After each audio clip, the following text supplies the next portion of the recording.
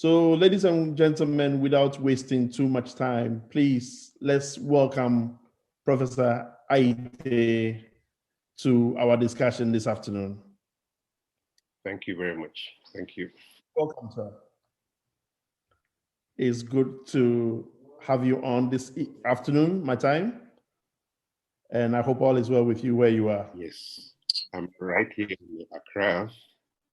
Even though it's extremely warm, I believe that we are, as we say in Ghana, managing.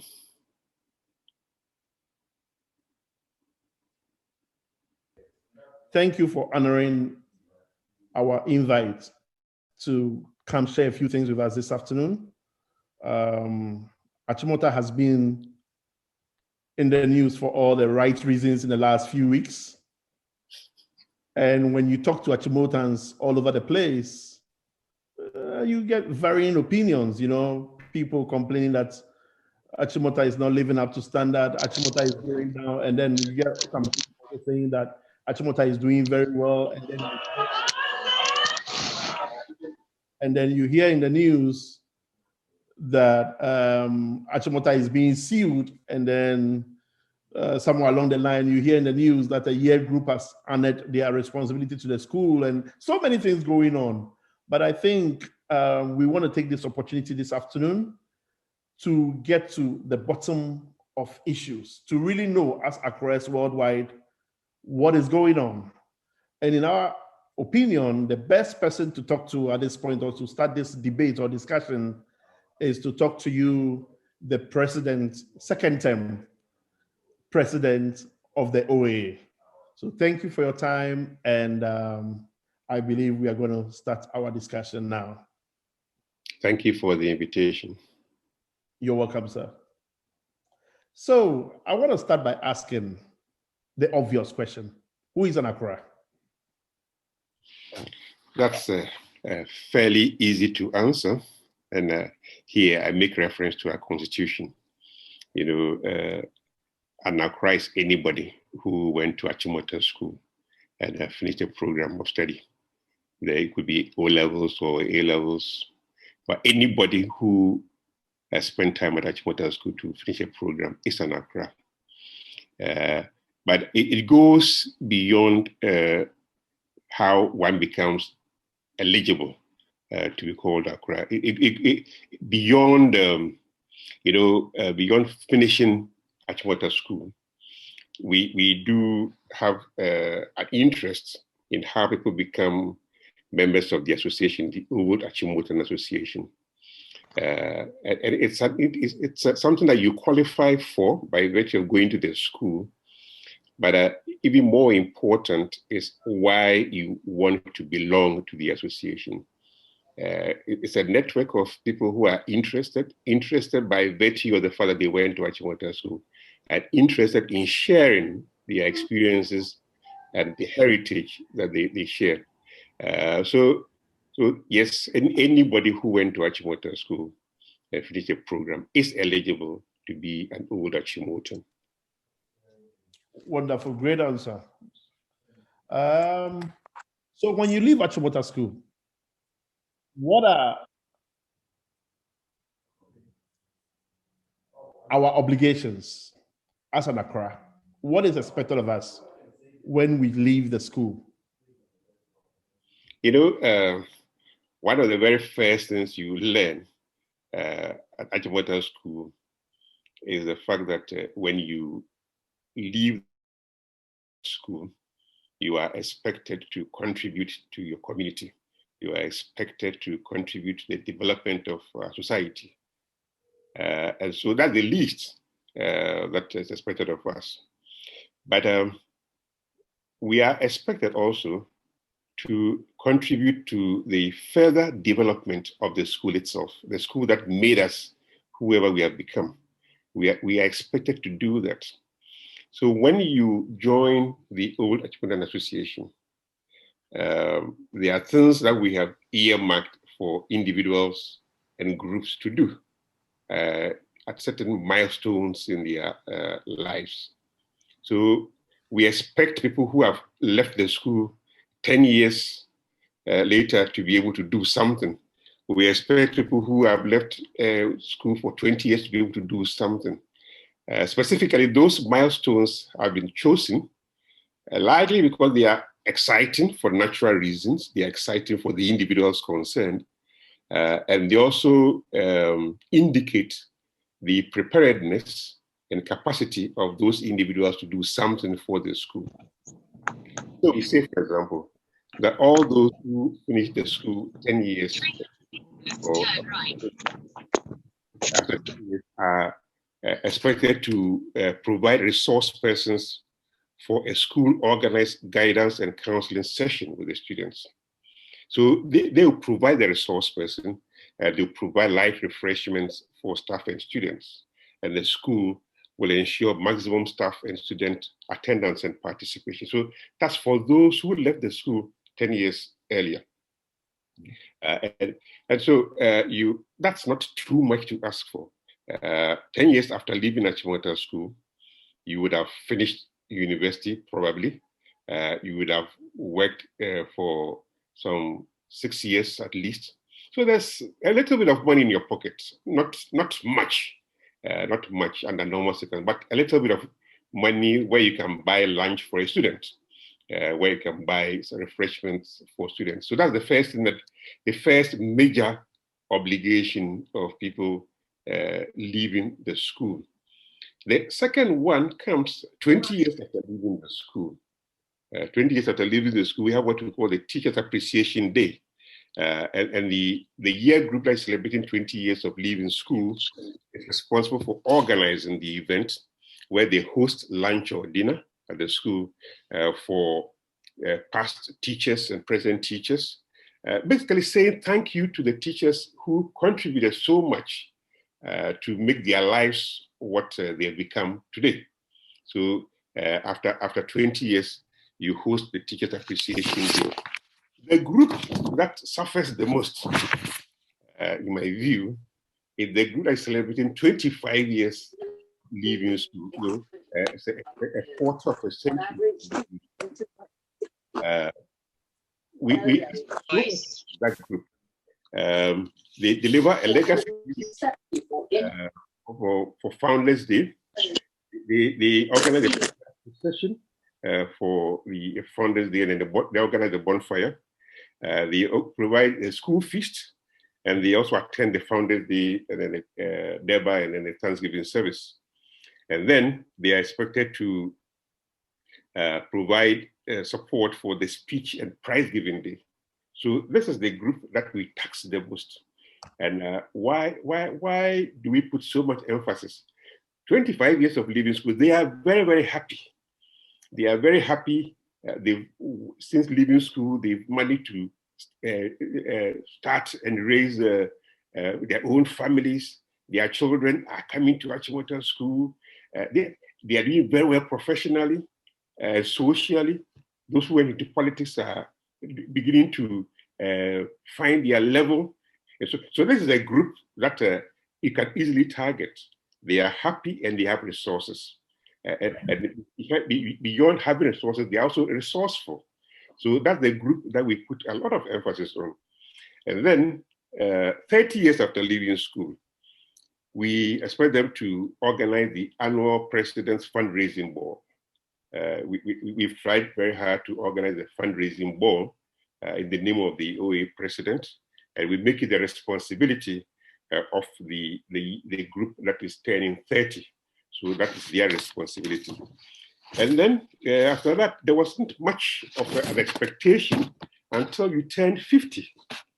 Until you turn 50, where they're again supposed to deliver some legacy project and then provide the speaker for Founders Day. We found over the years, we've observed that many of those who are turning 50 after leaving school are in their mid to late 60s or early 70s. They've retired. They've been retired for some 7-8 years. There isn't much money in their pockets nor in their bank account. There isn't much money there. And so when you tax them to produce a legacy project, they really struggle.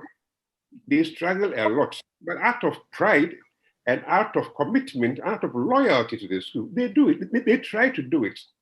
And sometimes halfway through the project, they sort of abandon it. It's not the best. And so we decided, that was last year, instead of waiting for them to turn 50 before placing this onerous task on them, let's do it at 40. Let's do it at 40 instead. So we moved that responsibility to those who are 40 years old, 40 years after leaving school. Of course, it means, therefore, that the year groups between 40 and 50 are probably going to suffer in the sense that they will not have an opportunity to provide such a legacy project. So to make it possible for all of them to participate as well as possible, we decided that we'll pair year groups.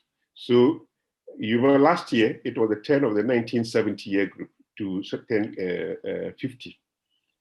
We pair them with those from the 1980 year group. So 70 and 80 did it together, even though it was 70 that provided the legacy project. This year, we had hoped that the 71 year group and the 81 year group would do it together. Unfortunately, because of COVID, we haven't been able to finalize that. But I know that the 71 year group has finished with their project. They are delivering solar energy to the school. So it's a very, so next year, 72 and 82 will work together, hopefully.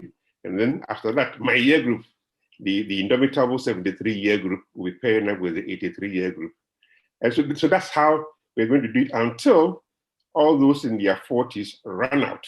And then the year group turns 40 will take it up on its own. So this is how we have arranged for different year groups to provide support to the school that they love so much. I don't know if whether I've answered your question. Yes, I mean, you've been wonderful. That is fairly understood, and I believe we can all work with that as we've been doing. Another reason for this discussion is why we don't get all hands on deck. You know, when it comes to these fundraising issues and these projects, what happens is you get some people sitting on the fence, and then you get some people coming in and taking on the project, you know, doing whatever it takes to make it a success. Why do we have a problem? Well, I call it a problem, getting Achimotans to be on board. I mean, even in the area of dues, payment of dues, we do have a problem. We do have a major problem. And I'll come to that in a bit. But why is it that we don't get that kind of commitment from Achimotans when we have to do something for our school? I understand your question fully. And it's, I'm going to give you an explanation of why I think we appear to have these challenges. But I must preface my comments with a smaller comment. Even though we struggle, or we appear to be struggling to encourage Achimotans in a much more widespread manner to support the cause, I would like to put on record that Achimotans have often risen to the occasion. They have often delivered when it mattered most. So different year groups have over the years provided good service to the university, to the school. So different and individuals have also done that. The problem that we face is that it's often the same individuals. So you can take any year group at all, there are always a few individuals there who contribute both to the year group's success and also to the wider OAA. The problem we face is how to enlarge that group, And we've tried many different ways.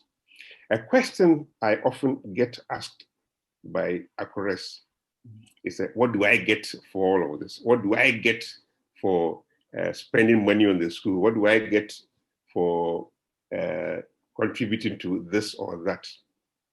And I know that my response to them often is not received as positively as I would like to see, but it's the only honest answer. We give to the school not in expectation of what the school will do for us in future. We are actually giving back to the school. So whatever we do, we are giving back for what we have already taken. You can argue that you paid school fees, which is true. Well, I guess future generations that are going through free SHS will have that excuse that they paid school fees. But we paid school fees. It's true that we paid school fees. But in my view, the value of what we derived from the school goes way beyond the fees our parents paid. Goes way beyond. So everything that we do for the school is giving back. Those of you who live in America know that tradition very, very well. Giving back to society, giving back to your college, giving back to your school is something that is very, very well known, very well practiced, and very well structured in many different parts of the world. It's always a challenge bringing these kinds of concepts to our communities here. So I do hope that with our fundraising efforts, we are making Akoras aware of the fact that they are simply giving back for services already rendered to them. And the fact that they have the privilege of saying, I went to Achimota School. Today, when you say anywhere that you went to Achimota School, it is done with certain pride. It is done in full acknowledgement of the fact that that qualification stands you, I don't know how to put it, it provides for you a certain recognition and acknowledgement that you probably will not find elsewhere so easily. So you are paying back, or you are giving back to the school for things it has done for you, and it is still doing for you.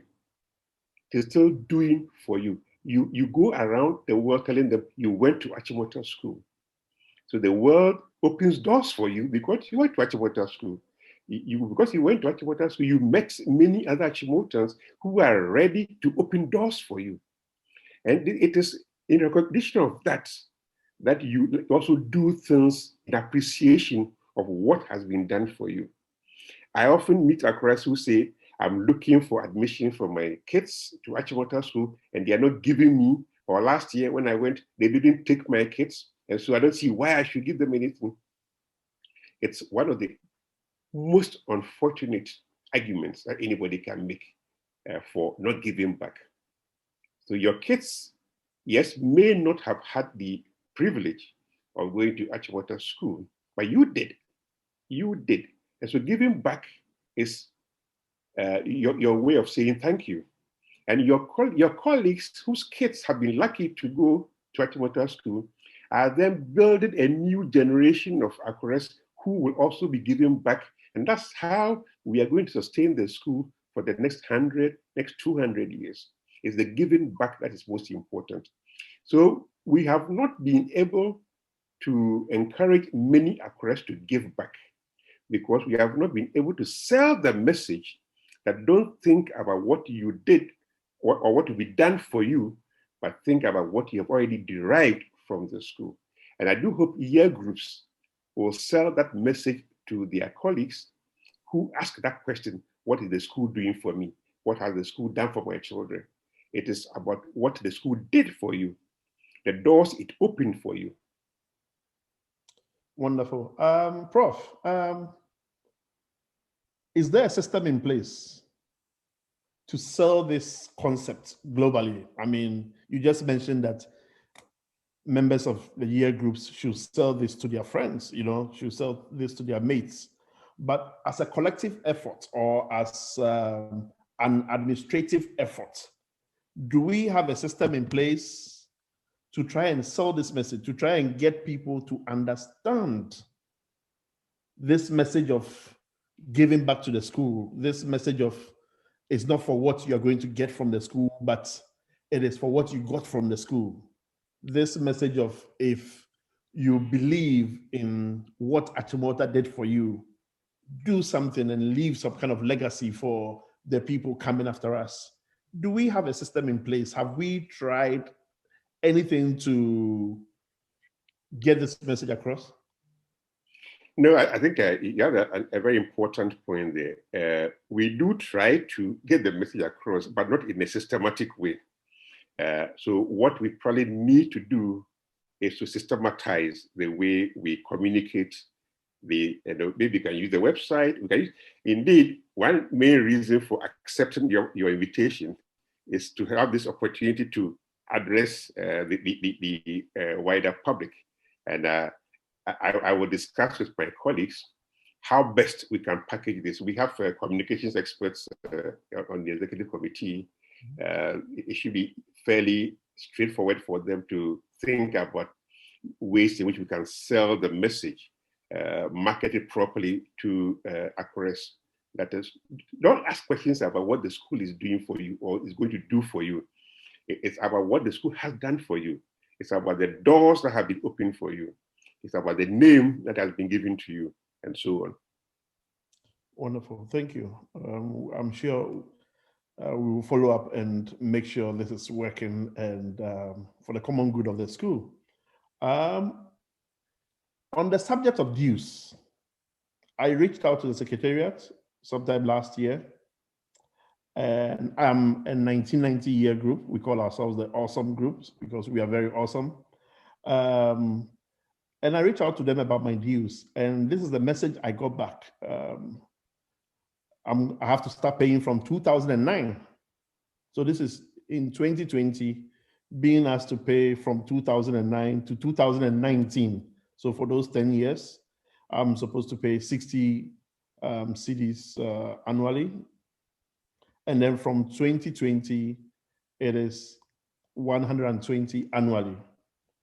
It is not a big deal. I think it can be doable. But what I'm trying to, and what happened is when I got this message, I haven't really gotten back to the lady I got a message from to make sure I'm up to date in the area of my dues. So as I sit here, I'm guilty, I admit. But question is, I know most of my year group, or most of my mates have not paid their dues. If you are asking them to pay from 2009,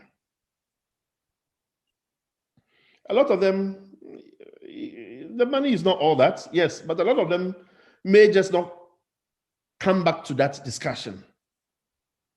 Is there any way we can have a conversation around this dues thing and make it effective from a more reasonable time period and move on with that, with the hope that we'll be able to get almost everybody on board? Because here is the case whereby we are trying to get people on board, but we are the same people telling them that if you want to come on board, you have to go back 10 years ago or 11 years ago. I believe this strategy is not the best at the moment, because in my personal experience, after getting a message from the lady, I didn't go back to the lady. You see, and people are not paying. I don't know why they are not paying. Maybe because the message is not out there. Maybe so many factors we have to look at.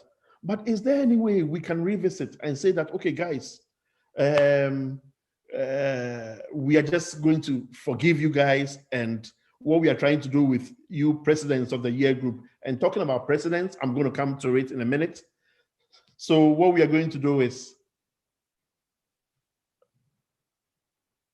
starting from 2021, we want all hands on deck.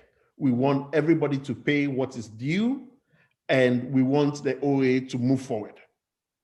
You know, I don't know if that is doable, but I feel with this discussion we are having now, which is trying to get a message across, if we pass that amnesty, okay, and get people on board going forward, we may be able to get a lot more going forward than we will get looking to get from the past.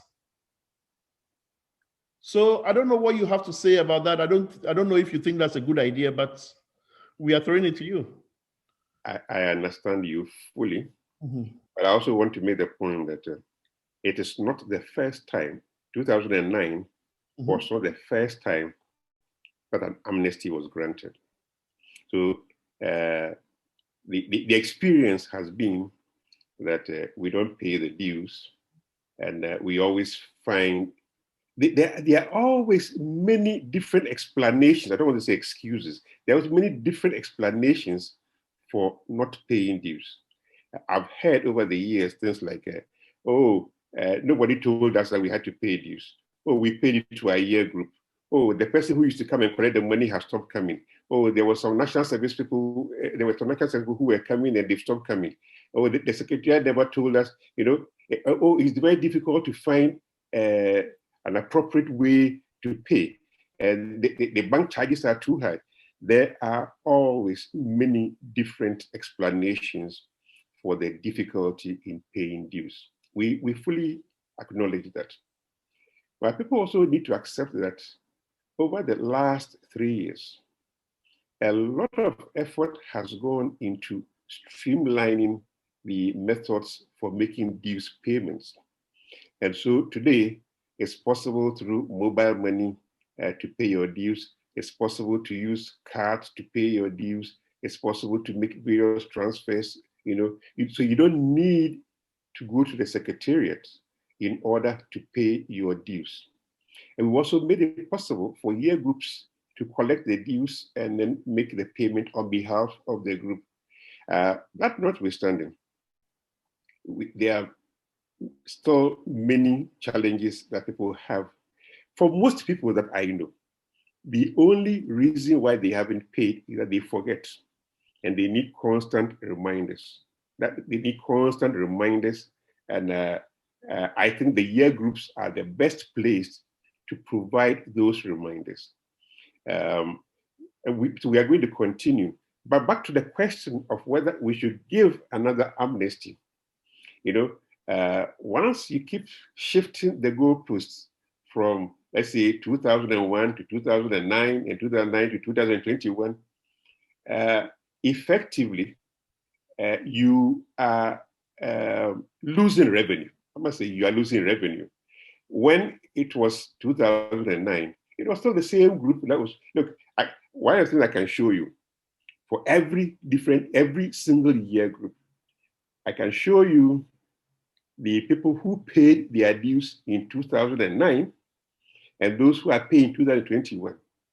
Usually, it is the same people, but there are other people in the year group. So how come these ones are paying and you go to the same year group meetings with them, but the others don't pay? It's a matter of commitment. We will look into the possibility of granting another amnesty. I'm not particularly hopeful, though, that doing an amnesty is going to bring more money. I'm not particularly optimistic about that. But because you've raised it, I will make sure that we discuss it. I think we have an AGM coming up in June, and I'll make sure that the AGM discusses it. If there's a need, if people are convinced that bringing another amnesty is the best way to improve our revenues, no problem, we can do it. We should be ready to have discussions about these things. But I think, again, year groups need to have more open discussions about these things. In every year group, there are those who may not have the resources to easily pay these things. I know some year groups where some pay for their colleagues and so on. It's important that we have discussions and people understand. I noticed also that in some places, people believe that once they've paid their year group dues, then they don't owe the OAA anything. And it's something I've always struggled to make people understand, that paying your year group dues does not amount to paying your OAA dues. If the year group chooses to collect both the year group dues and the OAA dues and transmit to the OAA what is its fair share, what is appropriate share of that collection, that's fine. But I also know of many year groups that do collect the dues from their members, but do not forward this to the secretariat. So all of these things need to be looked at. Dues collection is a major problem for us. You've made a plea for another amnesty. We will look at it. I promise that at the next AGM, we will discuss it. Okay. Thank you very much. Thank you for considering the amnesty. I think with the lines of communication that is open now and with the help of technology, because I think what we have to really do as a group is to find a way to communicate to the group. For example, using a system like we have now. This will give us access to a wider network of Akoras all over the world. And you will be able to tell us what is going on and what it is that is expected of us and what it is that we have to do and what it is that, and we can also tell you what we expect of you guys. Yep. So that is wonderful. And I'm very grateful that you are going to consider looking into this amnesty thing. I don't think the amnesty thing is about the affordability. I mean, I don't think the problem is with the payments of the dues. I think it is to do with the commitment. It's to do with the busyness of Akoras all over. And I think if we are able to put a system in place to remind people, or a better system of collection, we will be able to do this effectively. On the same subject of dues, Akora just sent a message in, and according to Akora Paul Achampon, he paid his dues last year, and he still hasn't received any confirmation of a dues payment. How will he be able to confirm, or how will he be able to convince his mates to pay their dues if he paid last year and there's not been any confirmation of payments whatsoever? Another Akora also came in with a very wonderful suggestion. Akora Monacote said something like, well, if they want amnesty, they should pay for 2021. You see, so once you pay for 2021, we clean your past sins, we wipe away your past sins, and then we look forward to a better future. So I think as much as possible, we also have to look at not only the payment system, but the whole structure in place. I mean, there's a lot of technology at play in our time, and I think we can effectively use the technology available to mobilize these resources to get people to pay what they have to pay and to do what they have to do. So we look forward to. One of the questions I often face from Akoras is, why should we pay dues? What do you use the dues for? And I think it's important that we make them aware that the dues largely go to finance the running of the secretariat. We pay the salaries of 4 full-time employees and 1 part-time employee. We pay utility bills. We pay for internet. We pay for the maintenance of the website. We pay for the production of souvenirs like car stickers, which we sell. So we have to pay for it upfront. For the streaming of activities like the carol service, organizing things like the Thanksgiving service. When there are shortfalls, so when year groups do projects for the school, and there are shortfalls in the funds used, the OAA has often been called upon to step in. And then we coordinate various Akora events. And this is all cost money. And that's what we use the dues for. I'm happy to say that in the last 2 years, largely because we were doing the fundraising for the science block. And people paying for the science block also pay their dues. We saw some significant growth in the payment of dues. Now that the science block is finished, I don't know whether they are going to go back into their shells, but we need the money to ensure that the secretariat runs and that the OAA is able to function. These days, we pay lawyers. We pay lawyers to fight various battles for us. We do try to raise funds for those things through the lands fund, the land fund. Where the land fund is in difficulty, we fall on dues to make amends. So clearly, there are many good reasons why Akoras should be paying their dues regularly. Okay, thank you. We live in an age where transparency is very important, and I think I don't know. Like I said, in the area of dues, I'm guilty. As charged. So you are promising that after this meeting, you will send your money? Straight up, it will be done today or tomorrow latest.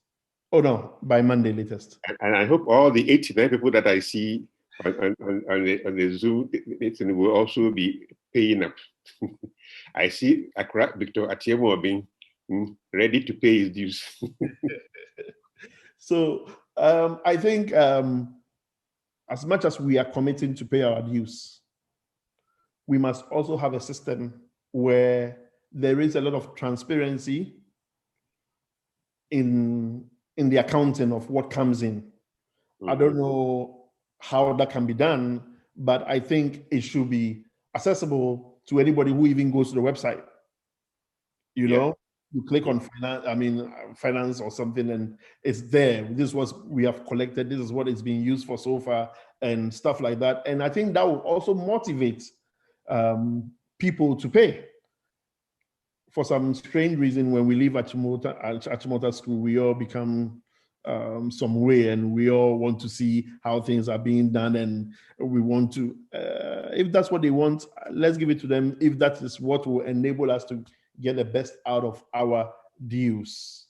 So thank you. I think another Accra came in. I think on the issue of transparency and accountability, I can assure you that we are up to date, as far as I know, on the audit of our accounts.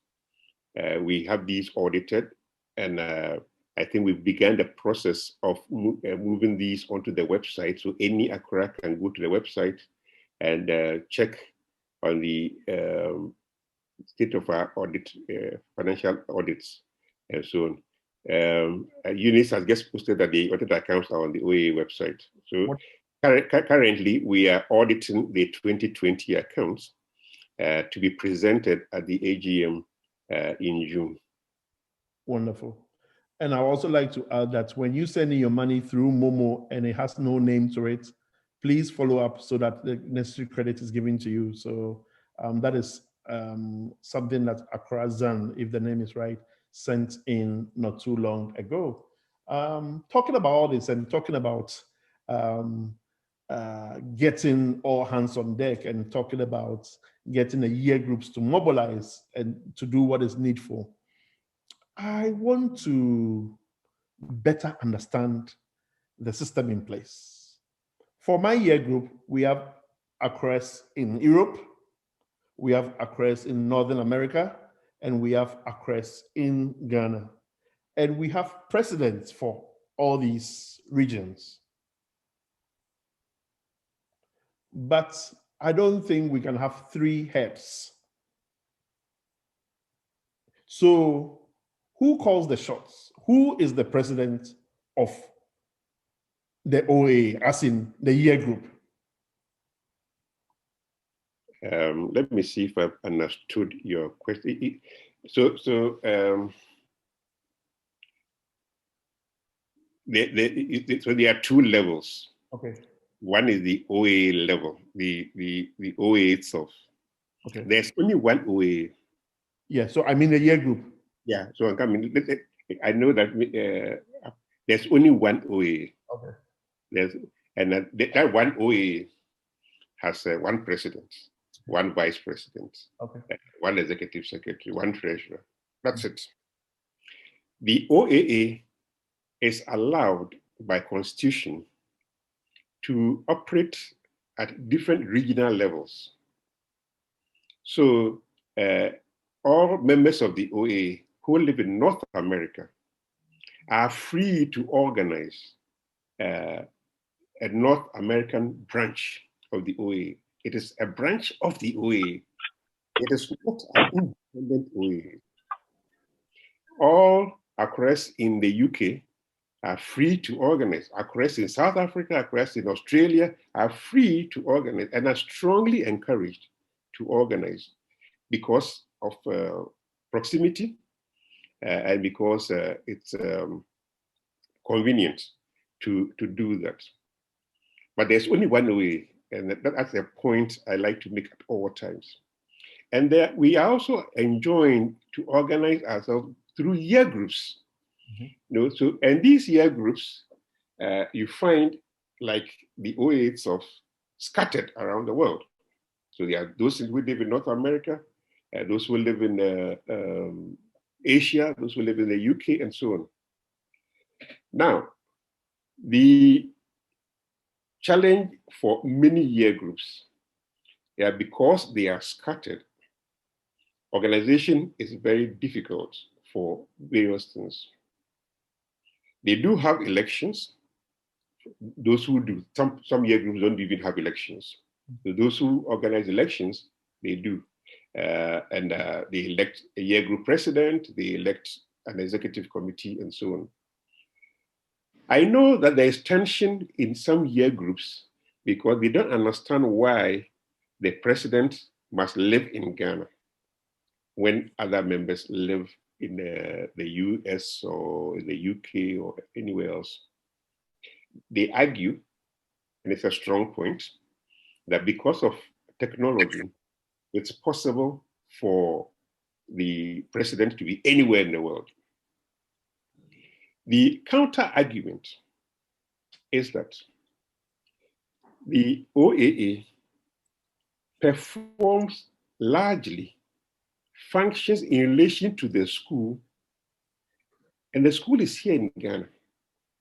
So the activities that bring the people together are centered around something that is located in Ghana. When year group members die or are bereaved, you expect the year group president to go, or the treasurer to go, or when people are sick, you expect the president to do these things. Is it functionally feasible for a year group president who is not capable of performing these regular roles of a president? So it's not simply about calling Zoom meetings where you can sit in China and call a Zoom meeting. But after that Zoom meeting, when someone is bereaved and you have to go to the funeral in Konongo, are you going to come from Chicago and go to Konongo? Are you going to lead? So for practical reasons, it makes sense to have a year group president who is in Ghana for practical reasons. As for the OAA itself, the constitution says that the president must be in Ghana. But for the year groups, it's only practical that the president must be in Ghana, and the president can attend OAA events on your behalf, whether it's Thanksgiving service, carol service, whatever. So you want an active president. You don't want the president in name only. You don't want the president who simply calls Zoom meetings. The president must be able to represent you, the year group, at all Achimota events. That's why I don't encourage electing. I think it's possible to find ways of recognizing year group members who are active overseas. It should be possible. And it should be possible to recognize that role and duly acknowledge it, and so on. But I don't think it needs to be formalized to the extent of electing a president who cannot function practically. I don't know if I've answered your question. You have answered my question, and I think it's pretty clear. Yes, pretty clear. Thank you so much for that. Achimota School, Mm-hmm.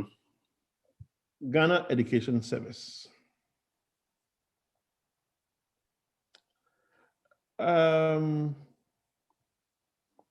What is the current situation with Achimota School? Apparently, with the new SHS system and with what has transpired over the period, we are under the sole supervision of Ghana Education Service, and they do have a say in what goes on with Achimota School.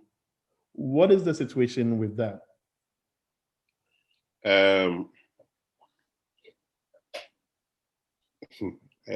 Let me pick my words carefully. I see that Professor Dimensa is sitting there looking at me. I need to be careful to not say the wrong things. The Ghana Education Service is intended or was intended to regulate the running of all pre-tertiary institutions. So the primary function as conceived by the originators was to be a regulator of to setting the standards for schools, ensuring that the standards are complied with, and so on and so forth. With time, its role has moved well beyond being a regulator to becoming a manager. You know, and these are two clearly distinguishable roles in public administration. So GES is no longer a regulator, but a manager of schools. And it looks like there's not much that is placed in terms of limits on how far it can go within this managerial role. Many of these things have evolved over time, and because nobody has contested them over the years, they become a part and parcel of the way GES operates. So they are able to appoint teachers to schools, appoint heads to schools, appoint school boards, and all these things. And then effectively ensure that these bodies that they appoint function in only a particular way. Now, the challenge for schools like Achimota is that, and it's not unique to Achimota, there are other schools that have their own history, and their own traditions, and their own cultures that have been developed over many, many years. The challenge for schools like Achimota and Infanticum, Wesley Girls, St. Mary's, and so on, the challenge for them is that they get treated by GES the same way GES would treat a 5-year-old school in the Brong-Ahafo region. They get treated the same way. They forget that the history of the institution, the resources of the institution, the expectations of the institution, and the people who have gone through that institution, that these things matter. And these things should be a part of the equation in determining how the schools should be run. So Achimota School, I don't believe that anybody at GES sets out to treat Achimota School badly. But GES fails to recognize the potential of a school like Achimota. And because it fails to recognize that potential and sees Achimota School like any other school, whether it's 5 years old or 2 years old and so on, it then does not make the right choices when it comes to, or the right policy decisions when it comes to how do you handle a school like Achimota. We have made from time to time various recommendations to the Ghana Education Service that schools need to be treated differently, even though the principle behind running them as public institutions should be the same. You should recognize their potential and what they can do and what role they can play and what contribution they can make. It should be the responsibility of GES to get the most out of each school. So you take a school like Achimota that has so much potential, far more potential than any other school by virtue of its resources alone. How do you support Achimota School to give you the most? How do you support Accra Academy to give you the most that it can? How do you support Infantsipum or Wesley Grammar or St. Mary's to give you the most that it can? As opposed to saying, hey, Achimota School, this is what I'm giving you, and this is what you should do, period. That is the problem of senior high school education in Ghana today. There's nobody who is thinking about how do we get the most out of these schools. So Achimota School is treated like any other school, even though its resources require different management skills. Its resources require different operational approaches. It is treated like any school, whether it is 2 years old, 5 years old, so on. That is the problem. And it's a problem that can only be solved when the government of Ghana accepts that schools have different potentials, that schools need to be treated differently. People will come back and fight useless wars talking about equity and equality. Yes, the fact that you treat them differently does not mean that you take away equity and equality. It does not mean that at all. It means that when you go to Achimota School, this is what we expect of you because we are giving you more privileges. If you go to another school, a 5-year school in Brong-Ahafo region, this is what we expect of you. So to each, what we've given you, we demand from you. And you can achieve your equity goals in the same manner. We have not been given the chance to make this argument in a more open environment because those who fear, there are many people who fear that a strong, viable Achimota School may lose control. They may lose control over it. It's an unfounded fear. You can build the school, provide it the opportunity to do what it can do, and make it accountable. Make the school accountable. That's why you have a school board on which you have GES representation. So by all means, the voice of GES will be heard at discussions of what to do in the school. But let that board take responsibility for the use of the resources. Let that board exercise the rights that have been given to it by the Constitution. Let that board take full advantage of the various resources available to it, the human resources, the financial resources. That is the only way you can get schools like Achimota, St. Mary's, Accra Girls, Accra Academy, Wesley Girls, Holy Church. That's how you can get them to provide the men and women that we need for national transformation. The current approach is like a race to the bottom for everybody. We are, for whatever reason, destroying the senior high school system for, in my view, largely political ends. Very well said. Prof, who decides on who becomes either the headmaster or headmistress of Achimota School? That is the prerogative of the Ghana Education Service. Basically, they appoint school heads. We've been fighting for that to be made the responsibility of the school board, but it remains the responsibility of the Ghana Education Service. So the problem with that, that there's a long queue of men and women who are who are qualified to be school heads. So you need to be a director in the Ghana Education Service to become a school head, and you must have run a school somewhere for at least 2 or 3 years before you can head a place like Achimota.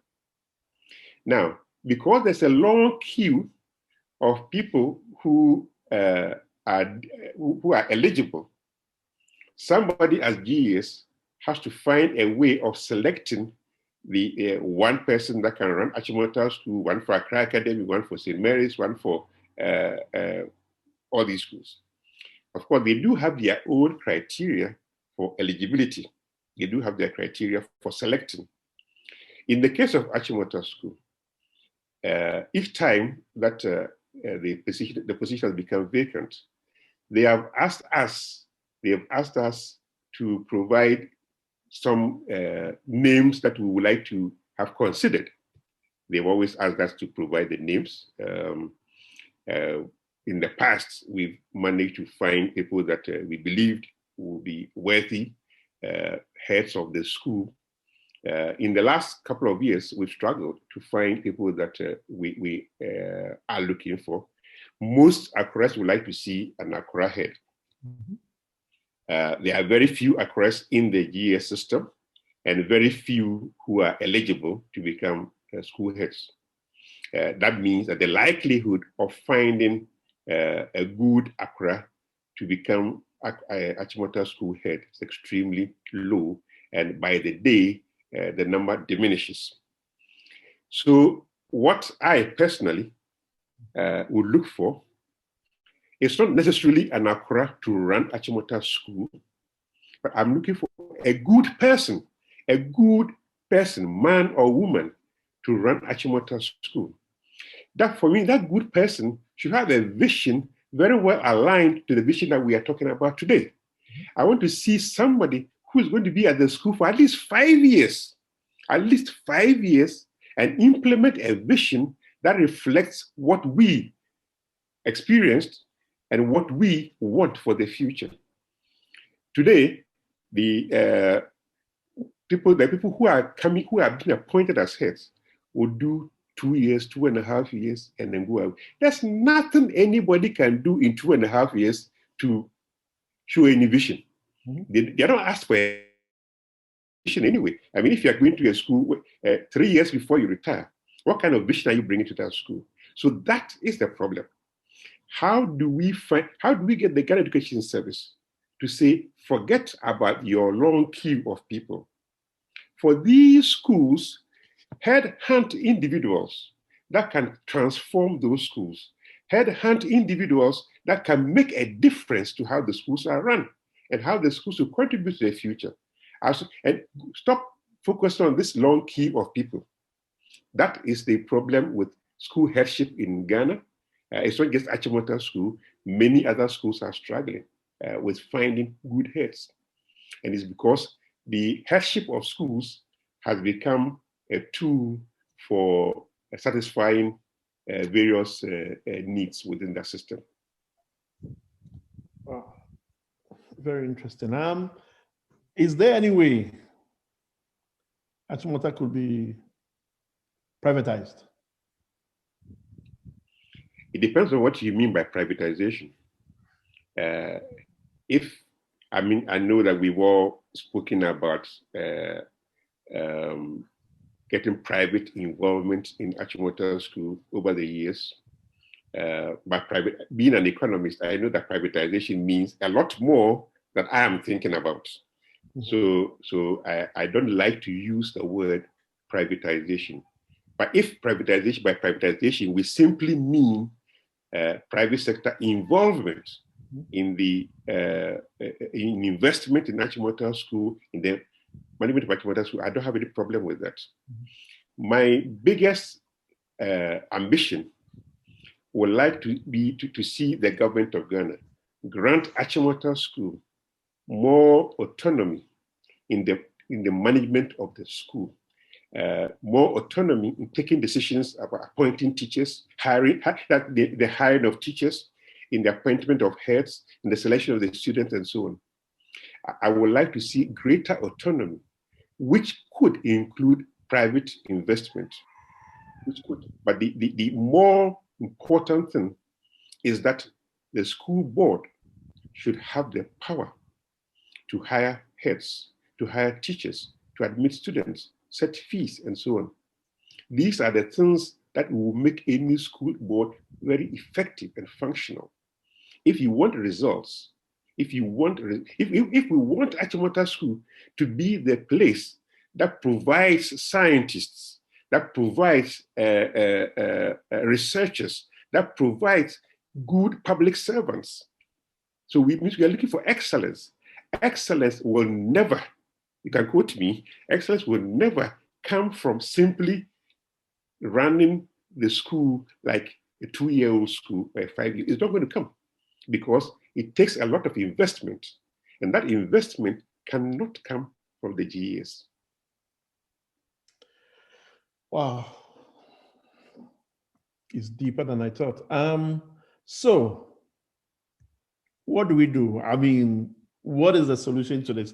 A few months ago, I remember we having a situation where we got a message one way or the other that Akora Samoa Bukasa is being moved from Achimota School.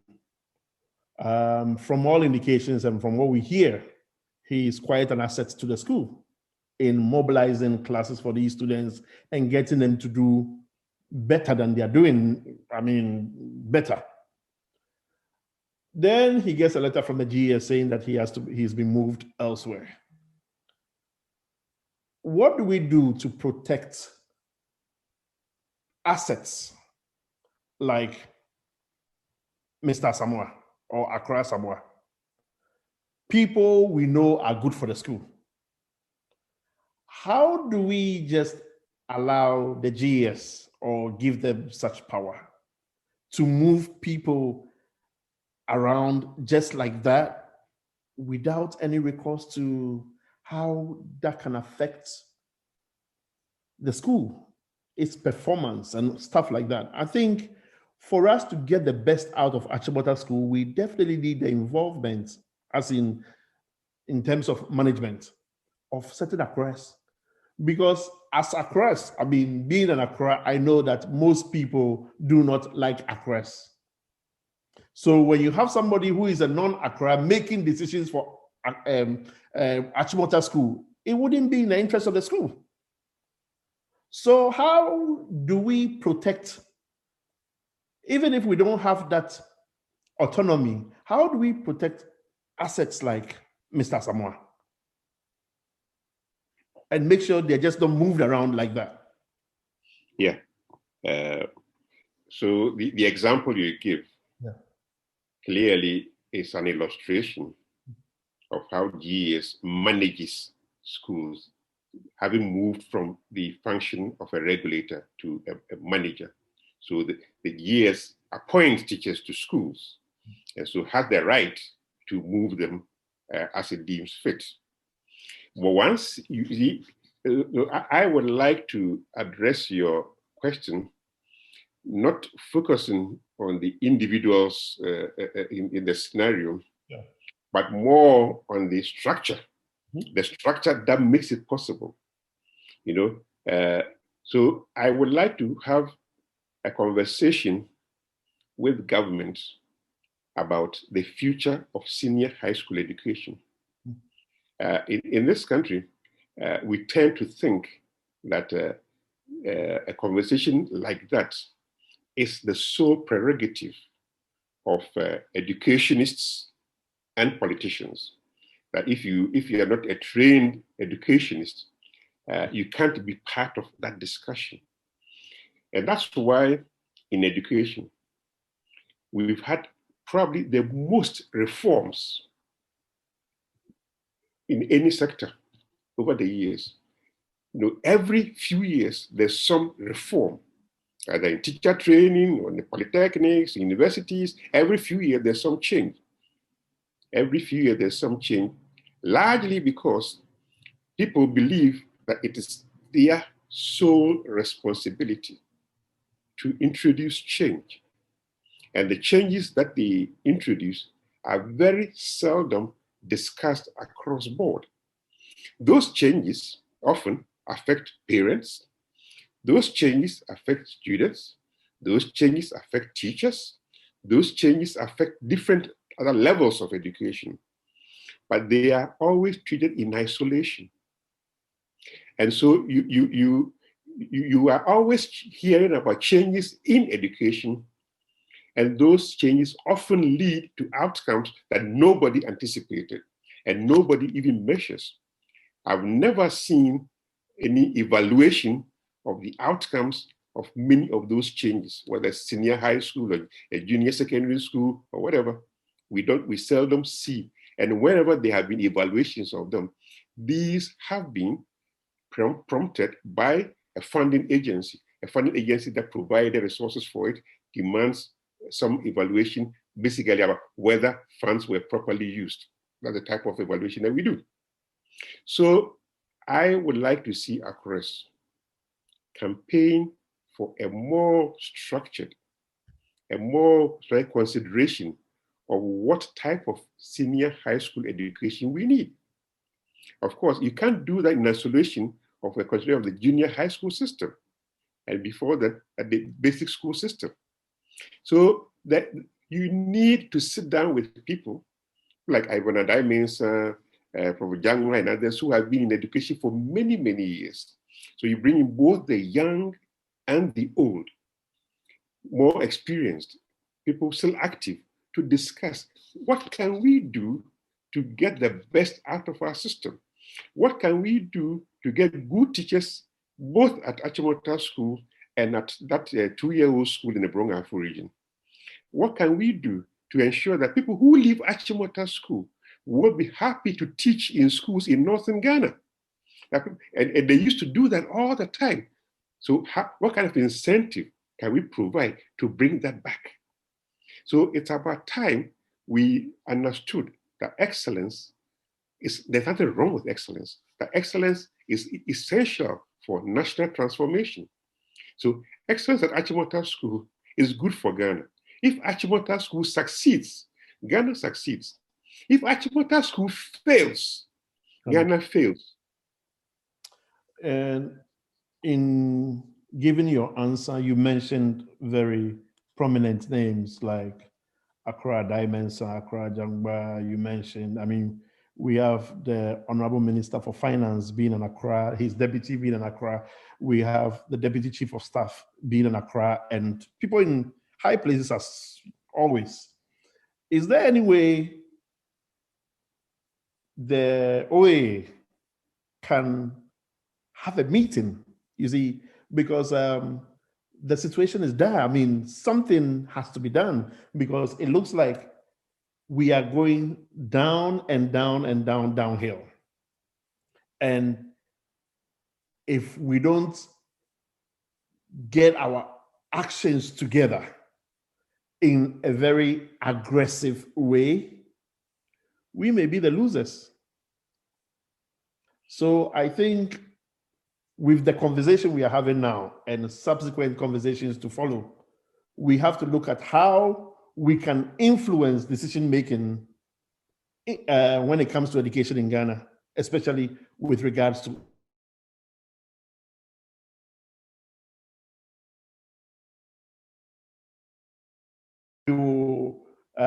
we have a few minutes to go. We are going to use those few minutes to talk about this issue. Achimota was in the news for all the right reasons, I want to call it, a few weeks ago, in the case of Tyrone Iras Magay. And it is because, obviously, we denied him admission. Oh, no, we gave him admission to the school, but we denied him his coming into the school because of his dreadlocks. And he decided to sue the school. What is the situation? What is the position of the OAA on this issue, and how are things going? Yeah, thank you very much.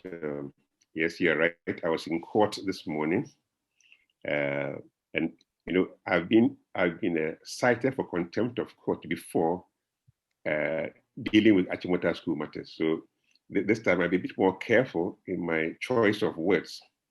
I'm not going to say the kinds of things that will land me in court again for contempt of court. What it means is that before I even talk about court, let me say I have followed on various Akora platforms, WhatsApp platforms, the discussions that have taken place involving what Akoras think about the whole drama. I've seen that many Akoras of the view that the school management did the right thing. And I've also seen that quite a number of Akoras think that it's time that the school opened up to more liberal ideas about how to engage with young people. So the debate is a very lively debate that should continue. I am not sure that we need to take decisions on the future of the type of environment kids should be brought up in now. It's a kind of debate that for me evolves over time based on experiences and based on the exigencies of the time and based on resources and so on. So I don't think we should be rushed in taking a decision on whether dreadlocks are acceptable at the school or not. There's enough time for us to think about that. You asked what does the OAA, what's the OAA's position? Yeah. The OAA's position is basically to support the school management. The school management took a decision, and the OAA, I know that on the executive committee, we've had a very interesting discussion of it. With the exception of one person, everybody on the executive committee believes that the school management did right. The school management did right. But we respect the view of the one person who thought differently. So I can say that the majority of the executive committee strongly believes that the school did the right thing. And so the support we are giving to the school management in the defense of this case is basically providing cover to the school management to fight the case. So we were in court. Last week when the court sat, the OAA was not, the school board was not represented, largely for bureaucratic reasons. I mean, somebody to organize the school board, the school failed to do that, and so it didn't happen. Largely because of GES discussions with the school management, and so everybody forgot that it was the board that was really the main respondent here. We have corrected that. We have appointed lawyers for the school board, and we were in court to defend. The case was adjourned to the 14th of July to allow the school board to present a more organized response to the suit. In the meantime, the gentleman is still at home, right? Yes, he is at home, yes. It's been adjourned to July. What happened? The 14th of May. Oh, 14th of May, okay. So in terms of the general performance, and this may be my last but one question, in terms of general performance of the students, what interventions have been put in place to up their game, to help them do better? Because it looks like the Achimota we have now is not the Achimota we grew up in, and... Yeah, I understand fully your question. One of the things I haven't done this year is to study the results of the last batch of candidates that we put out. I haven't studied that closely this year, so it's difficult for me to comment. But I can say that in the last 5 years, we've seen the performance go up and down, up and down. For a long time, it seemed to be going down steadily.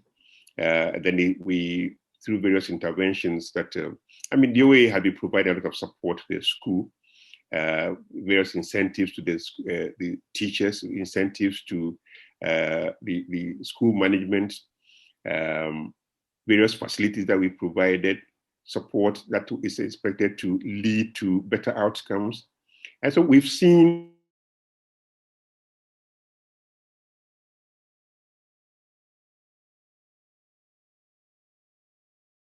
a number of students were not eligible for tertiary education in Ghana because they didn't pass, they didn't receive credit in either English, core mathematics or English. And that was a big problem for us. But if over 30% of people who go to Achimota School are not eligible for tertiary education in Ghana, it's a big problem. That for me has been the biggest challenge that I think the OAA needs to assist the school to address. How do you reduce the number of people who fail core maths? They can go, so they can pass various other things, but simply because they fail core maths or or English language, they can't go to university. That is the biggest problem. And I would like to see us, all of us, discuss how best. The OAA is assisting the school in many other different ways. Last year, we offered considerable support for the National Science and Maths Quiz, and which saw the school do much better. It got to the semi-finals for the first time in many years. Hopefully, this year, we will again provide support and see them go beyond the semi-finals to actually win. I've told the school that how much support we provide and the form of the support will be driven largely by its the likelihood that the students will learn from it. So whatever we give will be informed by their performance. So last year they went to the semi-finals, so we will increase how much we give. If they do win the National Science and Maths Quiz, the sky is the limit, and I will be happy to mobilize Akoras around the world to give them the best kind of assistance.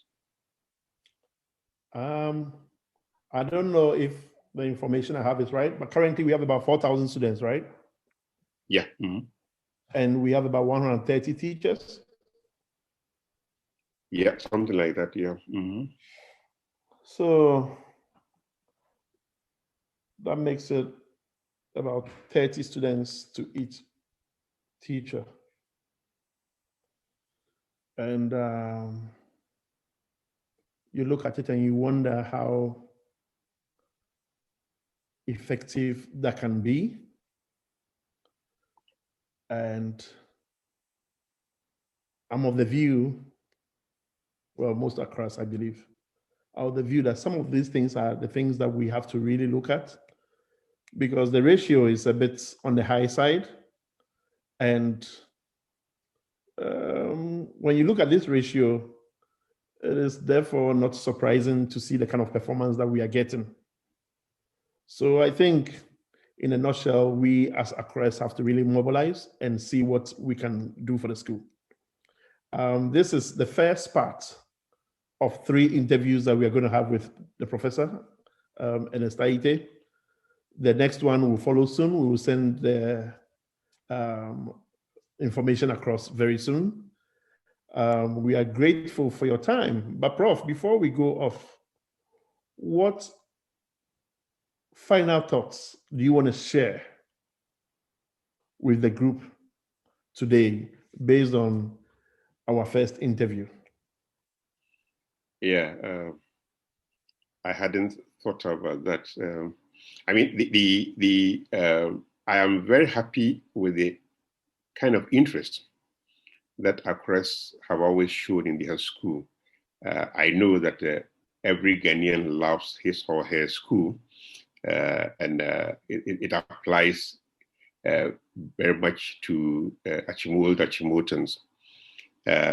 So I would like us to translate that love for the school into action. I would like us to very much not simply contribute financially, but also express views and opinions Those of us who can lobby people in government, let's do that to get government to understand that there are ways in which we can get the best out of our schools, not just Achimota, but all the schools that we have in the system. Let's have a more open discussion, a discussion that is devoid of politics, a discussion that is not about who likes us and who does not like us. Not liking Achimota School is not going to spoil anything. I mean, the school is always going to be there. You can't wish it away. So whether GES or anybody likes Achimota School, for me, is besides the point. We will always be there. There will always be Akoras. So it's about time people accepted that and thought about how to use that for the benefit of a much larger community. So what I would like Akoras to think about is how can we excite the government to think more positively about autonomy for schools, about greater independence for school boards. That for me is what is going to make a big difference. Thank you very much for the opportunity. Thank you for your time, Professor, and thank you everybody for your time this afternoon. Like I said, we try to highlight Achimota related issues, and we try to bring to the fore issues concerning Achimota School that under normal circumstance people don't hear about or know about. Is the first part of 3 interviews. So we'll keep you posted on the next interview. We are going to talk about the land issues, the land issues and our endowment fund and so many other things that are there to be discussed. I hope today has been wonderful for everybody. We know that with regards to our dues, we all have to make the effort to pay our dues. Prof, we just want you to know that it is not deliberate. We don't intentionally sit back and decide not to pay the dues. But now that you are engaging us, we are going to commit to paying our dues to make. All you need to do is go to the bank and do a standing order. Once a year, they will deduct it and pay it straight to the school. Sure. And other methods of payments to advertise that all over the different platforms to make sure that as a school, we are committed, we are engaged, and we are doing something positive for our former school, Achimota. Thank you so much again, and we will see you soon. Time with Shanti, and God bless you. Have a wonderful weekend. Thank you. Thank you very much. From Gambaga to Accra, from Riyasa to Kita, we are brothers and our mother is a school. She will guide us on a niche, so to learn that we may teach, so to subjugate ourselves that we may rule. Play the game, shout her name, spread her fame afar. She's the head of all the hosts, she's the school of whom we boast. She's the glory of the coast, Achimota. When our books are laid aside and we scatter far and wide, we remember with affection all we gained. How we learned to take our share in the life and labor there, where the men of whom we're proud and so were trained. Play the game, shout her name, spread her fame afar. She's the head of all the hosts, she's the school of whom we boast. She's the glory of the coast, Achimota. Play the game, shout her name, spread her fame afar. She's the head of all the hosts, she's the school of whom we boast. She's the glory of the coast.